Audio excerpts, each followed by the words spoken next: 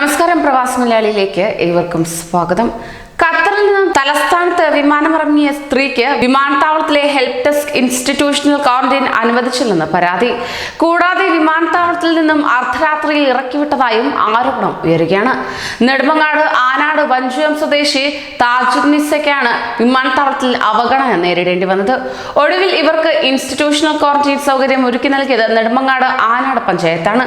അതിനിടയിൽ മണിക്കൂറുകളോളം വിമാനത്താവളത്തിലും പുറത്തും ഒറ്റയ്ക്ക് കഴിയേണ്ടി വന്നതായും താജുന്നിസ പറയുന്നു.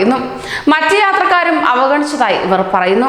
ഖത്തറിൽ നിന്നും ശനിയാഴ്ചയാണ് വൈകിട്ട് 6:45 ഇവർ വിമാനമിറങ്ങിയത്. പരിശോധനകൾ പൂർത്തിയാക്കി പുലർച്ചെ 3-നും പുറത്തിറങ്ങി. വീട്ടിൽ ക്വാറന്റൈൻ സൗകര്യമില്ലെന്ന കാര്യം ഇവിടെയുള്ള ഹെൽപ്പ് ഡെസ്കിൽ അറിയിച്ചു. എന്നാൽ സർക്കാർ ക്വാറന്റൈനിൽ നിന്നും ഇവിടെ നിൽക്കാതെ പുറത്തു പോകാനും അധികൃതർ ആവശ്യപ്പെട്ടതായി പറയുന്നു. പിന്നാലെ അധികൃതർ ബസ്സിൽ കയറ്റി വിമാനത്താവളത്തിന് പുറത്തെത്തിച്ചു. നിങ്ങളുടെ സ്ഥലത്തേക്ക് ടാക്സി പിടിച്ചു പോയി വീട്ടിൽ ക്വാറന്റൈനിൽ കഴിയാനും ആവശ്യപ്പെട്ടു.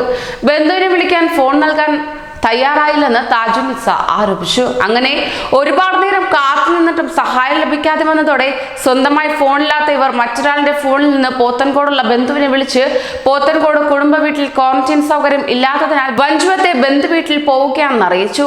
നെടുമങ്ങാട് കരിപ്പൂരിലേക്ക് വരുന്ന മറ്റൊരാളുമായി ചേർന്ന് ടാക്സി പിടിച്ച് ഇവർ വഞ്ചുവത്തെത്തി.